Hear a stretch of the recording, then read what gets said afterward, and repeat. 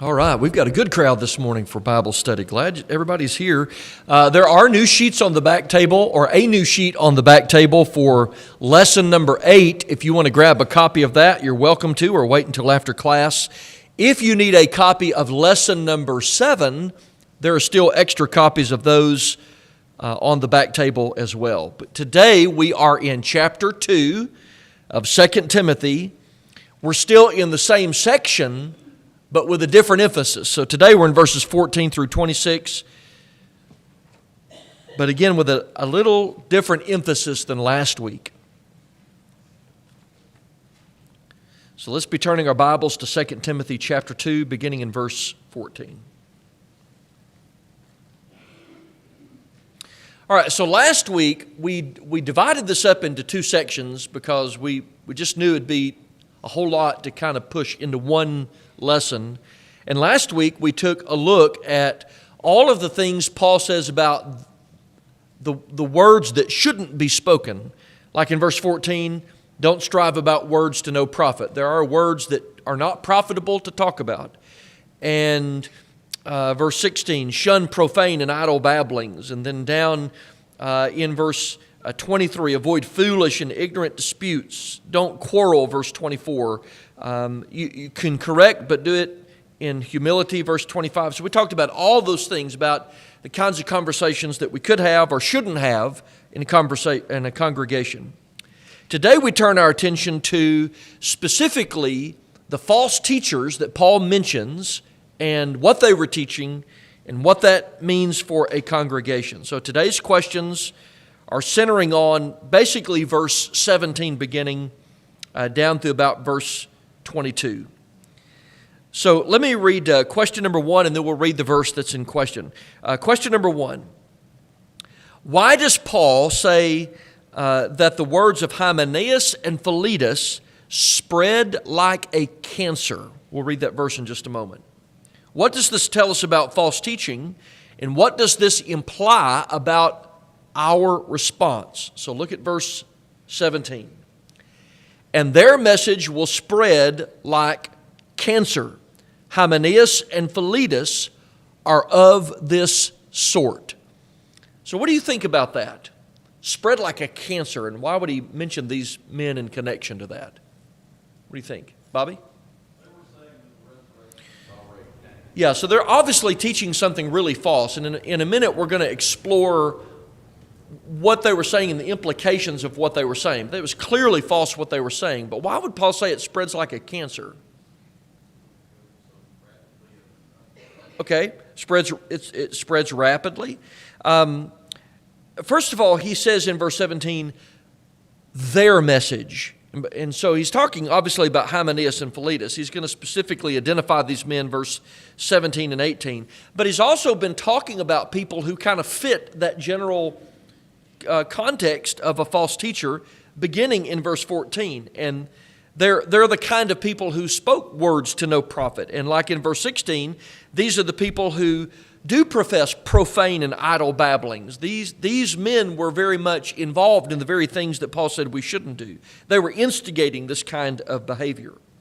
He uses the word cancer here. Does anybody have an alternate translation for cancer? Gangrene? Is that NASB too? Gangrene? Okay. Both of those are probably really good. The older form is gangrene. Newer versions put cancer in there. They both mean exactly the same thing. Because whether you're talking about a gangrene or a cancer, what's the nature of those two things? It kills the body, all right? It spreads and kills the body. And either one of those do exactly the same thing. The word means to devour, to grow, to corrode. And that's the pervasive nature of what Paul is talking about here. Tom? Canker, yeah. Yeah. Oh, yeah, it does. It does. And by translation, gangrene would be sort of, in the King James, the alternate of that. And then in some of the newers, it's been updated to cancer. They both mean exactly the same thing. False doctrine is like that. It's like a gangrene. It's like a canker. It's like a cancer. It eats away at the body until the whole body dies. And he wants us to be aware that false teaching does that. Now, of the two that are named, Hymenaeus is the only one that we have any familiarity with at all. We know nothing about Philetus. And the only reason we know about Hymenaeus, he's been mentioned before. So hold your place and go back to the first letter, 1 Timothy chapter 1. 1 Timothy chapter 1. And let's go to verse 18 beginning. So this he's not been up to any good for a long time now. Verse 18. And this also to Timothy, right? Left Timothy in Ephesus, and he says, "This charge I commit to you, son Timothy, according to the prophecies previously made concerning you, that by them you may wage a good warfare," or the good warfare, "having faith and a good conscience, which some having rejected," that means they rejected the faith, and they rejected the spirit of the attitude to which it should be given. "Concerning the faith have suffered shipwreck." So they've obviously destroyed themselves and others who follow along, "of whom are Hymenaeus," and we see his name again in our text today, "and Alexander, whom I delivered to Satan, that they may learn not to blaspheme." So obviously Hymenaeus is the only one. It certainly indicates that in spite of whatever discipline Timothy had given, had he listened to it or rejected the discipline? He had rejected it. He hadn't learned anything. He's still up to nothing good. So obviously he's involved in this, and so is Philetus. False teaching, by definition, is a lie. It's always a lie. In 1 John 2, verse 21, John said, "Whatever is not of the truth is a lie." So if a person's not teaching the truth, they're teaching lies. Are lies consequential to the souls of people? Very much so. In 2 Thessalonians chapter 2, verses 11 and 12, those who believe lies are condemned by the lies that they believe. And in John 8, verses 31 and 32, Jesus reminds us only the truth saves. You know the truth, and truth will make you free. And it sanctifies us, the truth does. And so Jesus died to ratify truth, not error. And so false teaching is not a light thing. And Paul is trying to remind us that it's not a light thing when someone teaches something that is not accurate, when it is not true. And we have to treat it that way. But that's not the way that we mostly treat false doctrine. What we have done, I don't mean here at North Hamilton, I just mean in general. The general mindset of the church toward error is that we have adopted the policy of, as long as it doesn't bother me, I'm fine with wherever that happens. And that can't be our mindset, because what is Paul reminding us in the word picture here? It may affect one part of the body, but eventually what happens? It eventually affects every part of the body, because it's like a cancer. It gets in one part and it metastasizes, and it grows and goes everywhere. Steve, after him. Hymenaeus and Philetus. Hymenaeus not learning, his lesson from before. We've got brethren like that today because the same issue that is spoken of in 2 Timothy here about the resurrection having passed. We've got that today, and our brethren don't learn from it. Yep. It's really plain in Scripture, but yet we've got those, and it started with Max King, and Kingism has come along. 80-70 doctrine, yeah. Yeah, it's out there today, and people are believing this crazy stuff. Yep. And it's Max Kingism, 80-70, Realized eschatology is the technical term for it. But nobody can even say that word, so they just call it Max Kingism. But yeah, it's just crazy. And in a minute, we're going to take a look at 1 Corinthians 15. It's very plain. And when you deny one, you end up denying the original, which is certainly problematic. But you're right about that. Steve, what were you going to say? When I was reading over this, Yeah. it reminded me of gossip. Mm-hmm. If gossip spreads fast, and people that don't know all the circumstances are out to believe it. Yeah, and I think you're bringing up a good point about gossip. Obviously, that kind of goes back to, there are some things that should never be said. That's the words to no profit, verse 14. That's the profane and idle babblings, verse 16. That's down in verse 23, those foolish and ignorant disputes. There's a lot of things that should never be said in a congregation. But there's some things that should be spoken. And when Paul is warning about Hymenaeus and Philetus, should warnings about men who are perverse and teaching error, should that be known to the church? It should be. And that seems to be the one thing that we don't spread. And people end up getting hurt by that. Philip?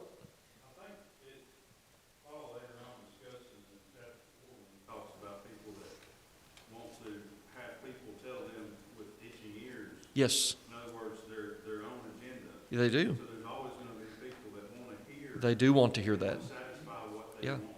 And there will always be men to capitalize on that, because it's a lucrative business for those that like to tickle itching ears. I think it goes back to Jeff's lesson Tuesday night. Yeah. It's people put so much emphasis on the preacher or the teacher that they forget it's the Bible Yep. that matters. It's not what the person that says it says. That's right. It's not about people. It's what the Word says. So here's a couple of thoughts on this. I just jotted down a couple of things at the end, a couple of thoughts. And this is just, looking back throughout the years and being largely disappointed by people when it comes to false teachers. I have in my mind developed this idea that there are a lot of congregations who, if you were to tell them, hey, this he's no good, he's up to trouble, they would immediately invite him to come speak there. And I don't understand that policy. It's like, let's get him to come in and speak, and then we'll really see if he's a false teacher or not. I don't understand that policy. But here's a couple of things. Number one, when we speak about the organization of the church, what does it mean that the church is autonomous? What do we mean by that? One branch, Okay. not Okay. influence. So we exist as an autonomous congregation, and you go up the road a bit, Saudi is an autonomous congregation. You go down the road a bit, White Oak is an autonomous congregation. Every congregation is an autonomous congregation. We're self-governing in the sense that we all receive our instruction from Jesus. So we should all look alike, and we should all speak and do the same things. There's no question about that. But we also make personal decisions that the elders of each local congregation govern each local congregation under the direction of Jesus, and we're all autonomous in that sort. So we've done this before, that the church, it's not one. If you were to look at a big plate glass window in a living room and you see this one gigantic window pane, that's not what the church is. The church is, for however many local congregations, it's one individual pane for each window for each congregation. And if something happens in a local church, like say down the road or over the hill, somebody as a congregation decides to do the wrong thing, it doesn't have to affect us because we don't have to imbibe the same doctrine. One window pane gets broken, but the rest remain intact. That's how autonomy works. But should we be concerned if one of the window panes is broken? Because eventually it affects the whole entire structure. And Paul's trying to say it's like cancer. It doesn't just stop in one place. We cannot have the attitude, none of us would do it with our body if somebody said, you got cancer in your wrist, and we go, well, at least it's not on the rest of my body, because we know at some point it spreads. And it's like that in the church. When you have false teaching, if there's false teaching in the church, it has to be dealt with, or it gets everywhere, and it's like a cancer. That's why the second thing I wrote down is I remembered Paul's words in 1 Corinthians 5 when he's talking about the actions of a man who is committing fornication with his father's wife. He was a member of Corinth, and Paul reminds them, a little leaven leavens the whole lump. It spreads. If it's not treated, it spreads. And then I wrote down number 3, we should love the truth so much that we actually literally hate every false way. That's what the psalmist says. Through your precepts I get understanding, therefore I hate every false way. Psalm 119, verse 104. And number 4, we're taught to oppose and expose error. It has to be done. It's not a pleasant thing, but our love for truth would motivate and drive us to, when something is wrong, like Tommy was saying, even today people say the same thing Hymenaeus and Philetus were saying, then we should speak against that. We should go on the offense against that to prevent it from having the cancerous effect that it does. But it's not a light thing that Paul would mention by name Hymenaeus and Philetus, but false teaching is not a light thing. It has destructive impact on the church. Okay, so this gets us to now specifically, number 2, what had these men specifically taught in verse 18? What was the result of that? And then when we evaluate a doctrine, when we're saying this is true, this is not true, what are we evaluating what are we considering in a teaching, and then what are our motivations in opposing false doctrines and teachers? Let's listen to verse 18.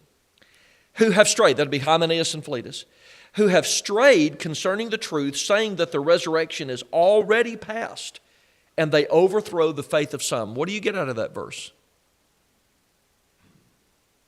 Anything? They knew, and that's a good point. They knew it. They just weren't teaching it. And what was the result of it? Was it catastrophic? Not just to them as false teachers, but what was happening? They were decimating the faith of the people who were listening to them and imbibing that. I think I saw, Miss Kay, your hand over there, and then Art. Oh.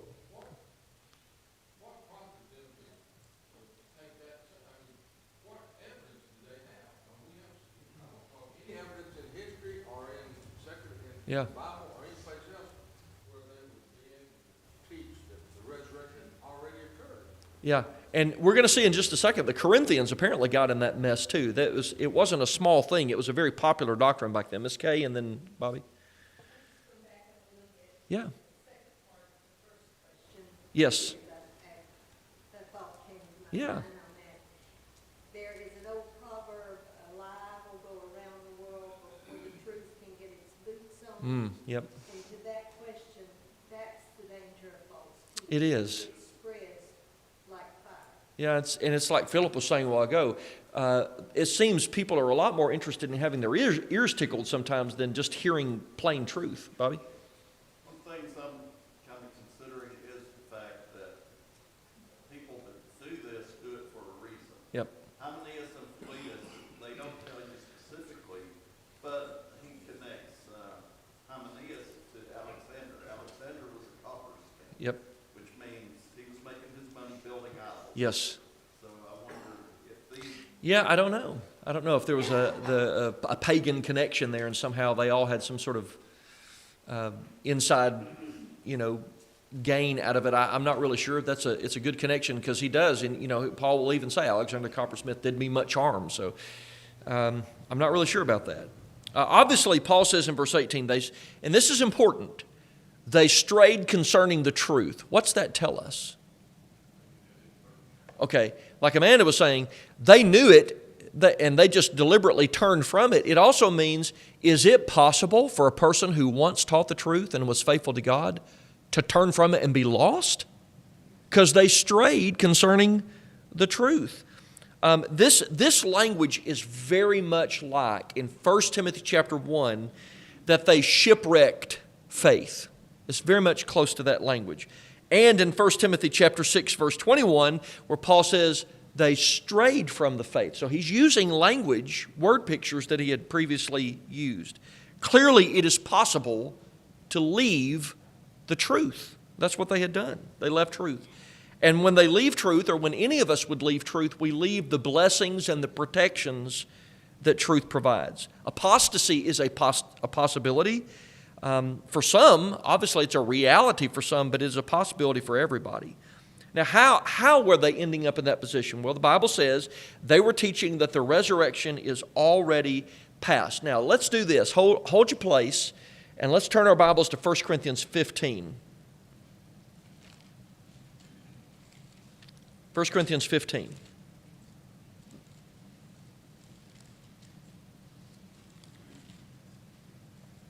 This is a very parallel situation. And I don't know if the same men had a lot of influence on other congregations like in Macedonia or Achaia. I'm not really sure. But what was being taught, what was being advocated for is the same thing. So in 1 Corinthians 15, Paul spends the bulk of the first 11 verses offering almost like he had like a PowerPoint screen, just bullet points on it of proofs for the resurrection of Jesus. Here's one, here's another, here's all this proof. Now, the Bible would teach that at the mouth of 2 or 3 witnesses, every word will be established. So if you got a couple of credible witnesses, and Paul goes way beyond that, way beyond 2 or 3. Here's one, 500 people saw him at once. And then you had all the apostles who saw him. And then you go through all these lists. I saw him. And he goes through this long list of undeniable proofs for the resurrection. He undeniably came out of the grave on the 3rd day. It cannot even be refuted, Paul said. So watch verse 12. Now, if Christ is preached that he has been raised from the dead, how do some among you say there is no resurrection of the dead? What resurrection are they denying? Ultimately, Christ's resurrection. And he's going to connect them to that. But which one are they really denying? Their own future bodily resurrection. Hymenaeus and Philetus are saying the resurrection is already past. Were they saying Jesus has already been raised from the grave? Is that what they were saying? That's not what they're saying. They're saying our resurrection has already happened. There's no future resurrection. They were denying the same thing what the Corinthians were denying, which is a future bodily resurrection of our own. This had nothing to do with Jesus. They were talking about their own future bodily resurrection. They were denying that they would be raised in the future, and Hymenaeus and Philetus had gone so far as to say, it's already happened. Now, what did they mean when they said the resurrection is already past? There's been some conjecture on that, and we don't know for sure. It's whatever they're saying is obviously wrong. Perhaps in their aversion or the disdain they had for the flesh, what they were saying was when they were baptized and they were raised from the grave, that was the resurrection. So there is no bodily resurrection because that's the only resurrection there's going to be. Either way, it's whatever they're teaching is false.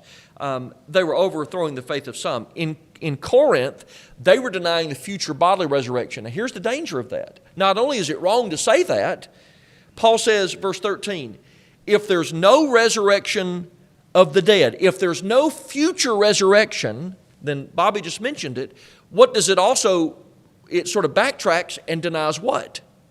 Christ's resurrection. You cannot have a future bodily resurrection without the Lord being raised, because His is the guarantee of ours. And if you deny the one because they're connected, you deny both of them. And that's why Paul will go on to say, if Christ is not risen, because that's what they're implying, then in verse 14, our preaching is empty and your faith is also empty, because that's what Paul taught and they believed it. He said, yeah, we're found false witnesses, verse 15, because we've testified of God that He raised up Christ, whom He did not raise up, if in fact the dead do not rise. He's showing them the implications of what happens when you deny the future bodily resurrection. And then if you'll, just real quick, if you drop over to verse 23 of 1 Corinthians 15, he says, but each one in his own order, Christ the firstfruits, afterward those who are Christ is coming. That's the connection. The firstfruits, like the Old Testament word picture, was not only the best of what was offered, it was a guarantee of the next thing that would be offered. So when Jesus was raised from the grave, He guaranteed the future bodily resurrection of everybody. Everybody's going to be raised from the grave. So if somebody like Hymenaeus or Philetus says, well, it's already happened, we're not looking forward to a future bodily resurrection, they are ultimately denying the Lord's resurrection like anybody would be doing. And Paul said, this is not a light matter. This is not a thing that can just be swept under the carpet, because what's happening is they are overthrowing the faith of some, just like Paul was talking about in 1 Corinthians 15.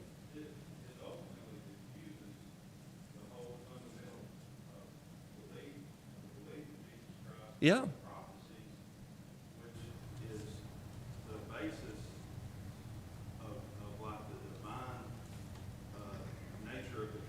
It's just redemption. It's the whole thing. Is, I think what you're saying, the whole scheme of redemption is tied to that. Everything falls apart. If you deny one part of it, you've denied all of it, I think is what you're saying. Yeah. It's just, and that's why, because if you disconnect one part of it, a person's entire faith in that system is undone. And Paul said they are shipwrecking faith over this. Art? All of us right now are wasting our time. Oh, yes. Yeah. Everything we're doing here is a false. Yes. And my Bible's still open in 1 Corinthians 15. Paul says, if in this life only we have hope, in verse 19, we're of all men most pitiable. It's just spinning your wheels if there's nothing for which to look forward. And that's like Philip was saying, if you get one part of that wrong, it all falls apart. It just unravels redemption. And that's what was happening with Hymenaeus and Philetus. They were literally destroying everything that people believed in Jesus Christ and redemption. But that's false doctrine, though. There's no common sense to it, really. There is not. Once you start asking just actual questions about any form of doctrine that's false, it crumbles, and it's sad that people hang so much on that, false doctrine never makes sense. And that's why, Tommy mentioned earlier about even the modern day version of this, the Max Kingism, it's built on the premise, it's called the 80-70 doctrine because they say the Lord came back and judged the whole world in 80-70. And in the Bible, to get there, everybody has to die and the Lord has to come back in judgment. And you're like, but that hadn't happened yet. Yeah, but it did, but you just didn't know that it happened. And it doesn't make sense. False doctrine never is based on common sense. And this is not based on common sense. What they're teaching here, that the resurrection, which your body has to be in the grave, and then it's got to be raised out of the grave, and they're saying, yeah, that's already happened. And it just doesn't make sense. But people were buying into it and destroying their faith as a result of it. The text says it overthrows the faith of some, meaning they were truly wrecking some people. Not everybody believed it. Some means not everybody bought into it. But those that did were destroyed by it. Now, when we evaluate a false doctrine, because Paul's clearly pointing out this is wrong, when we evaluate false teaching, what are we looking at? What are some things we're looking at to know whether a doctrine is true or false? Okay, the first thing is it scriptural? Is it right? Does it sound? Is it based on Bible teaching? But there's also another thing. Is another good way of evaluating false doctrine. What would be another way? Okay, does it acknowledge Christ? And that kind of goes, is it tied to Jesus Christ? There's also something else. How is a tree known? By its fruits. What is the result? Always of false teaching. Does it strengthen or loosen faith? It always destroys people's confidence in the Lord. Always. It can never do otherwise. And people say this is the soundest doctrine that's ever been taught. If it's false teaching, it will inevitably destroy their faith in Jesus Christ. It always destroys faith in Jesus Christ. So in Matthew 7, when Jesus says a tree is known by its fruit, yeah, obviously you've got to look at the teaching, and like Bobby and Kevin were saying, is it based in truth? Is it scriptural? Does it harmonize with the nature of the Lord and His work? But also look at the effects of that. And Paul is saying, let's say, even if you believe that the resurrection had already passed, it's overthrowing the faith of some. It's unseating their entire faith in the redemptive system. So consequences matter. False doctrine always lessens and cheapens and dismantles faith. It always attacks faith. So our opposition to a false doctrine is always built on those two things. We must oppose everything that is not scriptural, that is not true, but we're also in the soul-saving and protecting business, and so we're looking at the effects of things. We are concerned when people are imbibing things that are going to hurt them. So we should be in the soul-saving business and trying to protect souls. That's what we should do to try to preserve people, keep them from getting hurt. That I had marked in my notes the passage Philip mentioned earlier because it's in 2 Timothy. One of the ways that happens is preach the word, right? You stick to the truth, and that's got a protective quality to it. And then in Titus 1, Paul says that it's a responsibility of elderships in local congregations to stop the mouths of gainsayers. So between the preaching of the word and the congregation listening and believing the truth and an eldership in a congregation that won't put up with false teaching, false doctrine has no place to live in a congregation like that. It gains its footing when there's a weakness in one of those areas. All right, any thoughts on that before we move to the next question? Okay, look at number 3. And we'll cover the rest of the section here, verses 19 through 22. False doctrines create uncertainty and false hope. But what does remain steadfast at all times, according to verse 19? How does this hope relate to Paul's illustration about the vessels in a house in verse 20 and 21? And how can we be sure that we are approved of God and fit for His use? So let's read verses 19 through 22. Nevertheless, now this is a bright spot. It's been really dark talking about Hymenaeus and Philetus.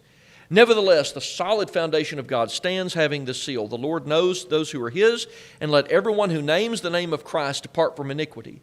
But in a great house there are not only vessels of gold and silver, but also of wood and clay, some for honor and some for dishonor. Therefore, if anyone cleanses himself from the latter, he will be a vessel for honor, sanctified and useful for the master, prepared for every good work. Flee also youthful lusts, but pursue righteousness, faith, love, peace with those who call on the Lord out of a pure heart. What do you think about that section? So obviously there's a contrast here. You get to verse 19, goes, nevertheless. So you've had, thoughts on false teaching and what false teachers do and what it does to people if they believe their doctrines. And now you've got nevertheless, and you've got this really bright spot. What's he saying here? Okay, what does that mean, though? Nevertheless, the foundation of God stands sure. Verse 19, a solid foundation of God stands. What's that mean for us? Okay, that's the idea. You've got a contrast between the shakable, unsteady doctrines of men versus the unwavering truth. That's what we have here. The firm, solid foundation of God is the truth, the gospel, and the gospel stands because truth is objective. In spite of the abuse by some, truth is always findable and knowable and doable. Now, he uses this phraseology in verse 19. It says, having this seal, and then there's two statements there. And if you look off to the side or in marginal notes, there's no real direct reference in the Old Testament. We would think, well, he's probably quoting from the Old Testament here. I think more than anything, he's just making allusions to principles from the Old Testament. So there's probably a lot of verses that would fit here. The seal, of course, seals are like an ancient practice. You would seal something, but the idea here is when you erect a building, because he's talking about the foundation the Lord stands. Even a lot of church buildings used to do this. When you erect a building, sometimes you would etch in the building something designating when the building was built. This was built in such and such. It was built by somebody. Sometimes church buildings will have, like some older buildings for the church will have the Church of Christ established, and then they'll have AD 33 or 28 based on dating outside. And the idea here is, you chisel an inscription to tell the origin of the story, and that's what's happening here. Paul says there are two such inscriptions. One of those is this: the Lord knows those who are His. This could be a reference to passages like Numbers chapter 16, verse 5, and others like it. And Timothy had just been told to be an approved worker for the Lord. And so he's just been talking about false teachers. And Timothy's being reminded of something that's very optimistic and very hopeful. God certainly knows who the false teachers are. He knows men like Hymenaeus and Philetus. But who does he also know? He knows the faithful. He knows if you're faithful. And so while he may have observed and marked Hymenaeus and Philetus, Paul is telling Timothy, but he knows his faithful workers. He knows who you are. You keep doing the right thing. The second thing is, let everyone who names the name of Christ depart from iniquity. Now again, this could be, go ahead. I was just going to say on the Lord, the Lord Yes. is, you can't help but think about Jesus. Yes. John 10:27, Yeah. where he says, my sheep hear my voice and I know them. and Yeah. they follow me. Yeah. And that's why I don't think it's one specific verse that he's quoting. It's basically principle that he's quoting here. God knows his people.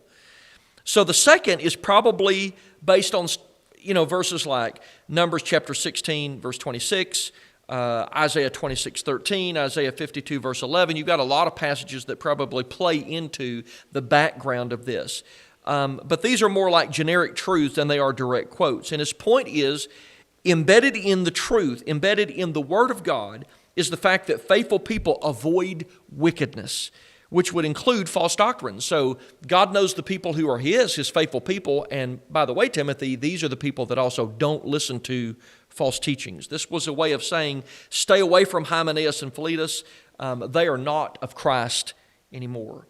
Then in verse 20, Paul employs a metaphor, an illustration, and he says, in a large house, you've got all these vessels. Not everything serves the same purpose. They're not even all made of the same material. For example, you've got some vessels of gold and silver, some of wood and clay, some for honor, some for dishonor. So even vessels of gold and silver, like plates and utensils and things of that sort, sometimes they took the gold and silver and made what with it? Idols, well, that's dishonorable. Sometimes it serves a good purpose, sometimes not. Even with wood, where you have, like you make a spoon or a bowl out of wood, that's a good purpose, but you could take the wood and do something really bad with it. So it's up to the person to determine how they're going to be perceived by God. Some have good uses, some are honorable, some are bad. Now, in verse 21, he concludes there, therefore, if anyone cleanses himself from the latter, he'll be a vessel for honor, sanctified for and useful for the master, prepared for every good work. So the point is, don't be a vessel of dishonor like Hymenaeus and Philetus. Be sanctified, be set apart, be useful, so that God can put you to good use, and be prepared for opportunities that God would give you, and God will consider you useful. Then there's this admonition right as we end. Verse 22, he tells Timothy, flee youthful lusts. Present tense, keep on fleeing, keep on doing that. But it's used in the context of preachers. Now, I know that generally we like to run in and we grab this out of its context and we say, this is a passage for young people, don't get involved in fornication. Well, that's true, but it's more than that. This is more than just fornication here. Youthful lusts would be something that would be tempting to young people, but not necessarily young people. It would be young preachers here, because he's talking in a preacher context about preachers. And there are some things that he needs to get away from, like covetousness and pride and self-ambition, and he needs to pursue the things that preachers ought to be pursuing, which would be righteousness, right conduct with God and man, pursuing faith, be a man of your word, and pursue love, doing what is best for other people, pursuing peace with those who call on the Lord out of a pure heart. While you can't always have peace with the world, you certainly can try so with those who are right with God. And that's his point here. So, in two sections, some conversations are probably not good to have. Some are good to have when it involves the truth, and that's his point. So if you need a copy of the Lesson 8 notes, they're on the back table. We'll look at that. And this is one of those sections where you just have a lot of bulleted points where Paul says, there are perilous times, there are bad people in perilous times, here's what those bad people look like, here's how to avoid that. And he mentions Jannes and Jambres and a number of other people. So we're going to look at chapter 3, verses 1 through 9 next week. And the big question is going to be, when he says, in the last days, perilous times will come. What are the last days? Does that mean there are signs of the end of the world? We'll talk about that next week. Thank you for your input. Appreciate it very much. Thank you.